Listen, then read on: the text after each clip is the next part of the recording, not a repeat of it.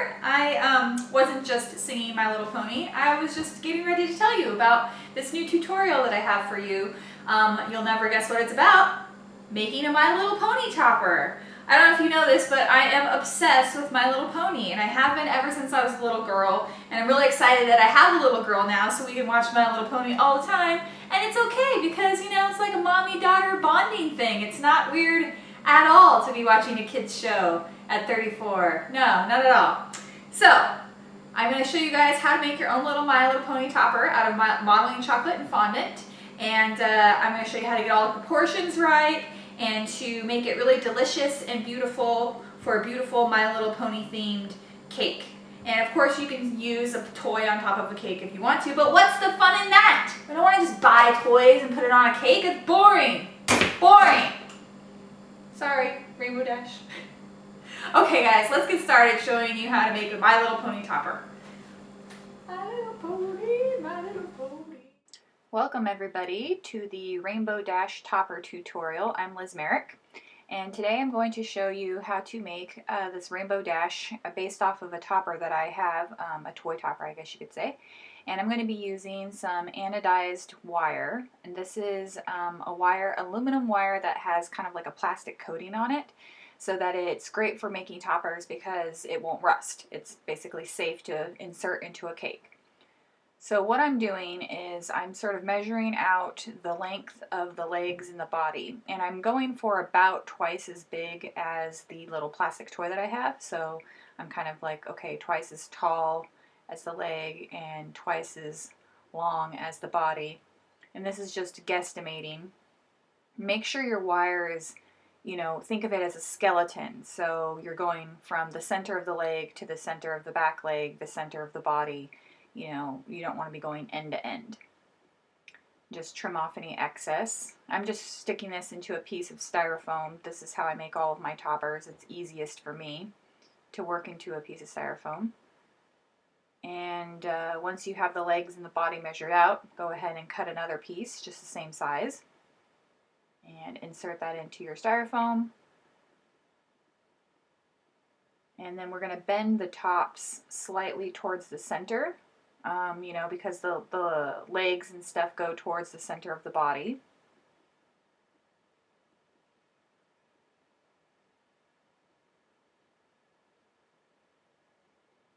And you know, the legs, the back legs are slightly curved, you know, like a horse's would be, and the front are curved back as well. So I'm constantly sort of referencing the toy. This cost me, I think, $3 at Target, so it definitely helps to have something to look at when you're making a toy topper like this, rather than looking at a picture online. So if you can get a toy, that actually helps a lot. Now I'm making a little loop for where the head's going to be, and then bending the neck part down, and I'm leaving it kind of long so that I can attach it to the skeleton, to the spine area, securely with a piece of tape. And you see how I have that loop on the back piece of the wire, and I'm putting the tape underneath that little loop and then taping over it, and that just helps the wire stay steady instead of you know, if I just left it straight, it would be really easy for it to kind of slip around inside the wire.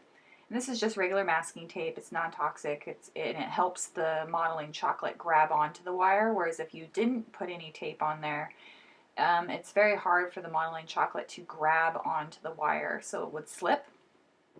So make sure you cover your wire whenever you're making a structure in some sort of tape or something, so that the modeling chocolate has something to grab to. So I'm using some blue Sweet-tastic modeling chocolate. I get this from sweettastic.com. They have really great colored modeling chocolate. She'll even make custom colors for you if you like. Or you can just get white and color it with some blue. I prefer to use Americolor food coloring gel, and I would use sky blue to get this color. Just kind of tweaking my armature here. I'm curved down the spine a little bit because I noticed that on the toy the back is not straight. It's got quite a bit of a curve going downwards. And first I'm going to start with the upper body, just You don't need anything special to get modeling chocolate to stick to an armature. That's the nice thing about it, is it kind of gets sticky all by itself. And I'm just pulling pieces off, kneading them in my fingers, and then applying it to the armature to sort of build up the body. And I'm constantly referencing my toy. You know, you'll see me do that a lot, and that's important, is to give yourself a reality check. Is what I'm creating accurate to the toy? You know, paying attention to the curve of the back, paying attention to the shape of the butt and the bony, and you know, not letting my creativity get carried away. You really need to make sure that you're referencing the toy to get an accurate shape. So I've got a big piece of modeling chocolate here that's kind of teardrop shaped, and I'm pushing it onto the front of the leg, and then I'm pushing it backward to get it to wrap around the wire so that the wire ends up being in the center of the leg. And this looks really huge. Like when I first made this leg, I was like, whoa, that's a big leg. It looks really disproportionate. But you got to remember that this is a toy and it's very chunky and it's cartoony. So this is definitely one of those places where it's like you just want to make what you're seeing and not what you think it should be. So you might think, oh, I'm going to make this leg skinnier, but it's actually not skinny. It's very, very thick like this. And I'm just carving down the back curve of the leg because I just noticed that I was a little bit too straight up and down. So I'm just using my X-Acto knife to trim off a little bit of the back so that I get that curve. And then whenever you've kind of got the shape down that you like, you can use your modeling tool to smooth it out.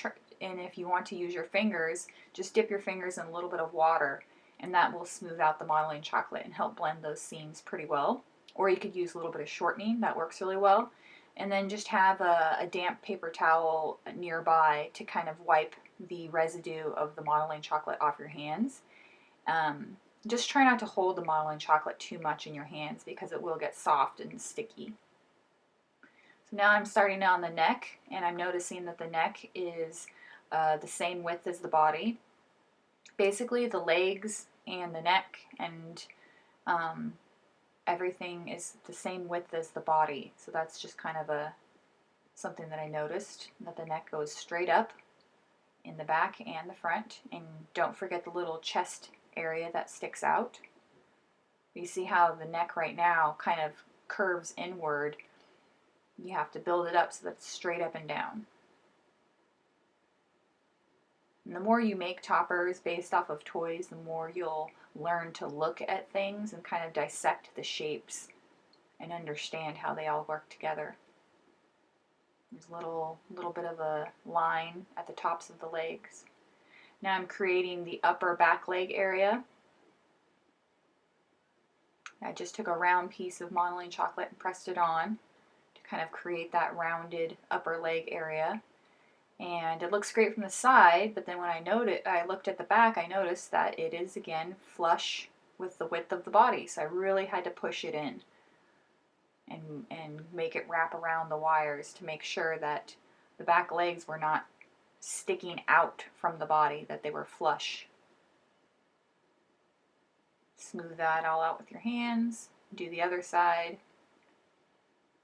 I speed through a lot of this because, you know, I don't want to bore you.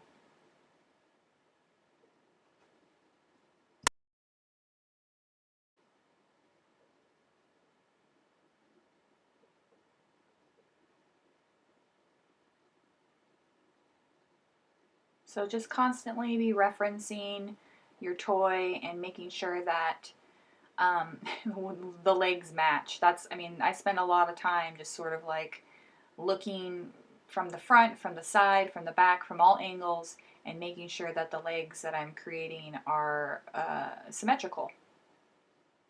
Another piece down for the lower leg, and you can just, you know, pay attention to the fact that the front part of the back leg curves, you know, at a nice gentle slope.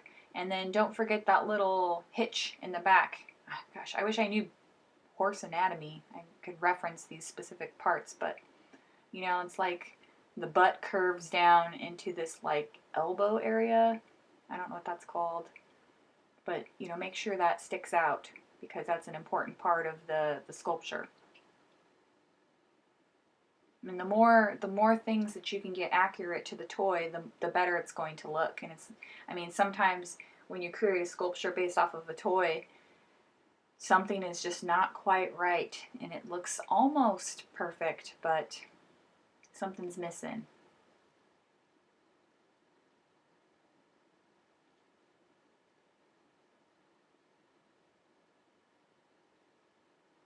Just smoothing everything out with my fingers. Make sure you smooth out the underside of the horse, the pony.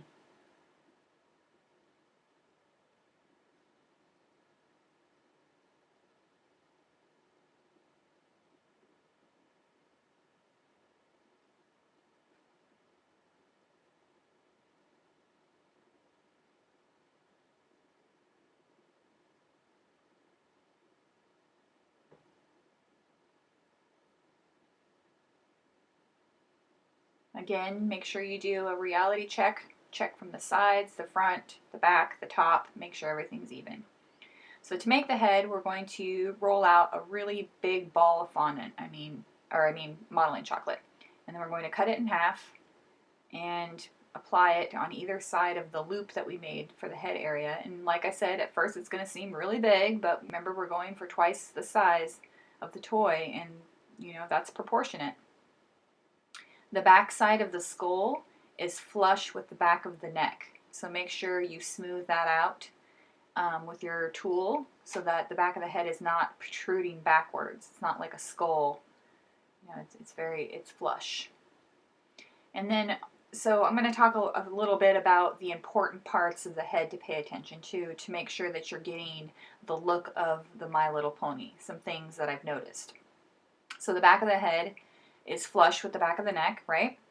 And then the cheeks, the little cheeks right by the muzzle are very rounded. So make sure that they are sticking out further than the neck, like they're wider than the neck, so that you have some nice full cute cheeks. And the forehead is fairly large and it bulges out and then curves down into the muzzle.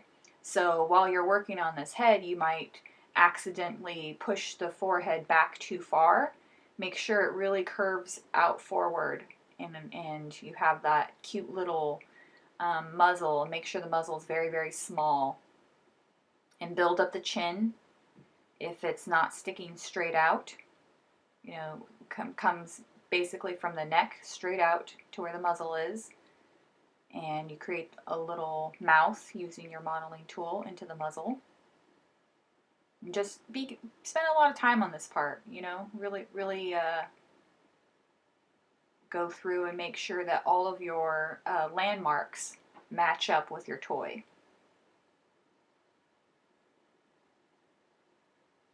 You see how tiny the muzzle is. Use sort of your thumbs to kind of start mapping out where the eyes are going to be.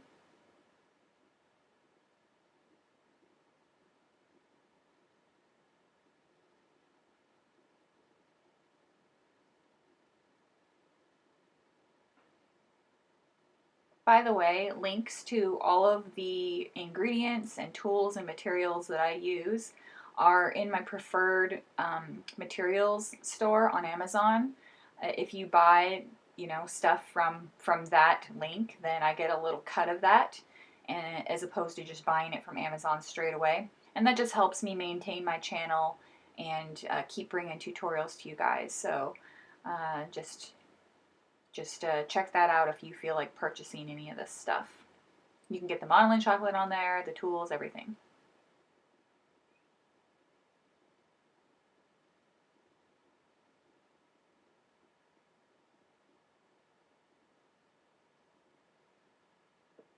Use a ball tool to kind of make an area for where the eyes are going to go.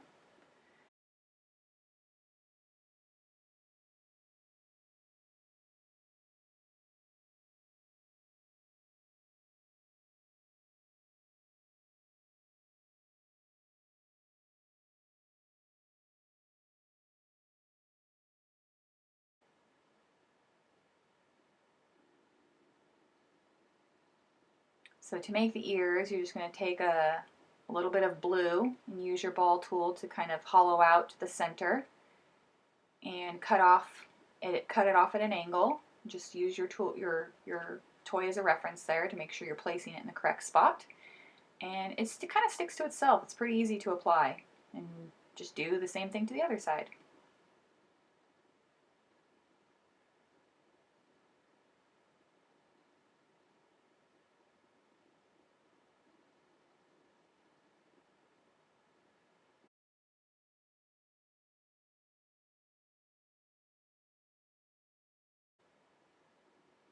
So to make the wings, we're going to just, make some long skinny pieces of modeling chocolate to kind of represent feathers, and lay them down on top of each other.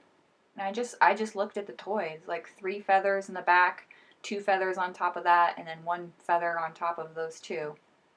And I just tried to make 2 wings that were identical-ish.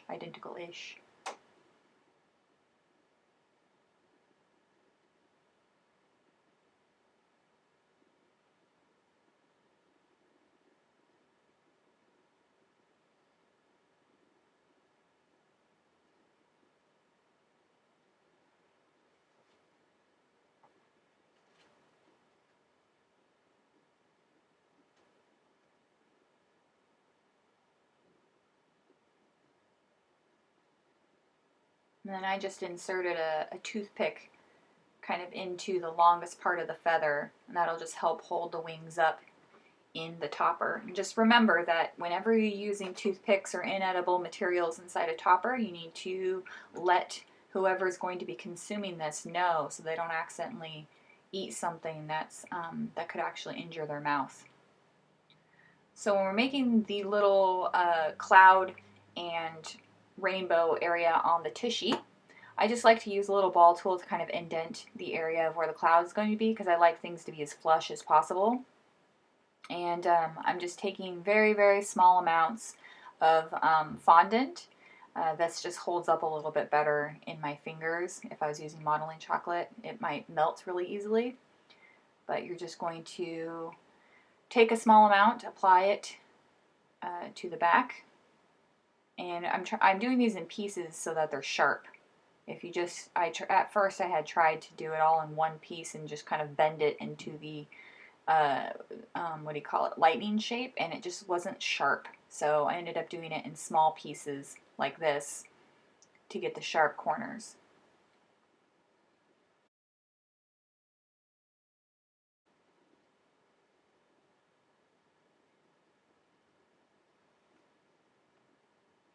And then after you have the lightning shape created, you can go ahead and take a few pieces of white fondant and press them into the indentation area that we created.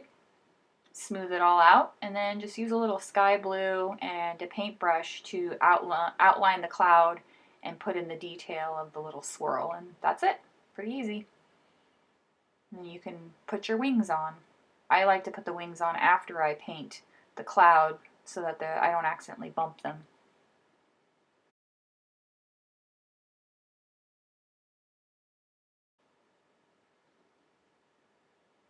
So when I was making the eyes, this actually cuts off, but I'll try and explain what I did.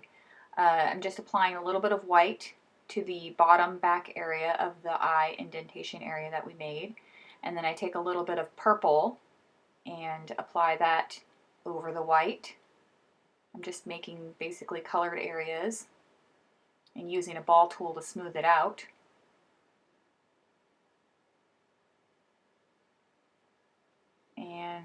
And then I apply a little black over the top of the purple, just referencing the shape of the eyes to the My Little Pony toy. And I make a little hole in the center of the black to make the highlight area. I insert a little piece of white fondant into the hole to make the highlight area. And then what I don't show you, but it's pretty easy to understand, is I take a little bit of black, I roll it out into a long skinny piece, and I make the eyelashes just over the top of everything. It's pretty straightforward. So you can see here just how that looks. So now we're going to start making the hair. Ignore the tail. This tail is ugly and I end up redoing it. So don't do the tail like this. But to do the hair, I just take my pieces of colored fondant, and I used royal purple, sky blue, leaf green, yellow, orange, red. I just made small amounts, just dyed white, all these different small amounts of color to make the hair. And again, I just preferred the fondant just because it's a little bit easier for me to handle. And I'm just creating long, skinny pieces and making the ends sharp. I mean, this is probably the place where you could have the most creative freedom. You could make the mane longer and make it really curly, or you could make it more like it was blowing in the wind. I mean, as long as you have the colors there, I think it'll look like Rainbow Dash. But I actually just went off of a photo that I saw on the internet. She kind of has this punk rock looking hairdo. It's kind of short and cool looking, so I tried to keep with that. And the back area, just make sure that if parts are not quite lining up and getting flush, just add on a little bit extra like I had to here.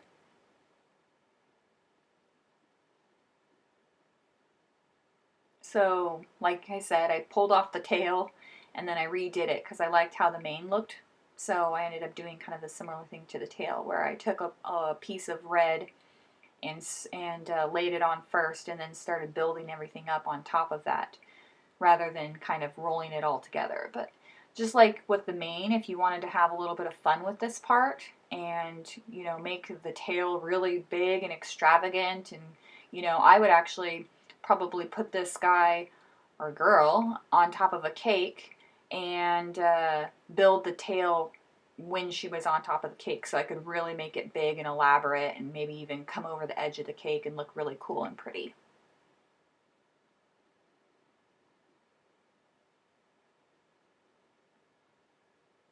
So I'm just layering up the colors like I did with the mane. Goes red, orange, yellow, green, blue, purple. And I noticed in the cartoon that it's like the red is short, the orange is slightly longer, the yellow is slightly longer than that, the green is just a little bit shorter than the yellow, then the blue gets shorter, and then the purple is short. So it's like, to create this cute tail, the colors are actually staggered in length. And then I just went back and kind of cleaned up any of the ends where it attaches to the back side of her with an X-Acto knife to just make sure that it's clean, and added a couple little pieces to make sure that it still looks really cute. Oh, and then I also used a jar of water to sort of hold the tail in place as it was firming up. That happens a lot with topper modeling. You just kind of prop things up with whatever you have around until they dry, because sometimes they're just not strong enough to support themselves. I just wanted to remind you guys too that if you want to see more tutorials, I have tons and tons on my Patreon channel. If you go to www.patreon.com/SugarGeekShow and you become a patron, not only will you be supporting me and my tutorials, but you'll also have access to all my old tutorials, and it's an incredible resource for you guys if you want to learn how to do cake decorating. I really appreciate you watching. I really appreciate your support. Please don't forget to subscribe to my channel, and I'll see you guys next time.